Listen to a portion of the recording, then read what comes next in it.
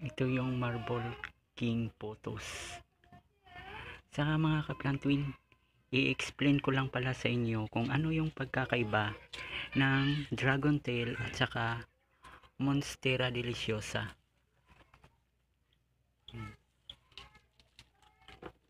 Unang-una, makikita mo sa hugis ng dahon nila. Pareho silang may split, ayan o. Pero yung hugis ng dahon ng Dragon Tail ay pa-oval. Yan, kita nyo? Pa-oval siya, pa-oblong. Tapos yung Monstera Deliciosa naman ay pa-heart shape. Ayan. Yan. Pa-heart shape siya.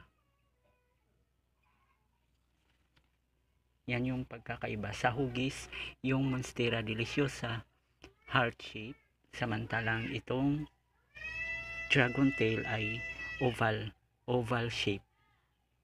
Yan. Tapos dito naman sa mga tangkay, malayo yung mga agwat. Ito malayo yung agwat ng Dragon Tail. Yan. Yan, medyo nahihirapan ako mag-video. Ayan, malayo yung agwat ng tangkay ng Dragon Tail. Yan o, kita nyo. Yan. Samantalang itong Monstera Deliciosa naman ay maiiksi. Yan, yung pagkakaiba nila, papakita ko lang. Ayan, diba? Yung agwat. Maiiksi yung agwat ng tangkay nila. Yan yung pagkakaiba ng Monstera Deliciosa at saka Dragon Tail. Pero pareho lang sila ng halos magkahawig, pero kapag kikilatisin mo ng mabuti, sa shape pa lang magkaiba na. Yan, pareho silang solid green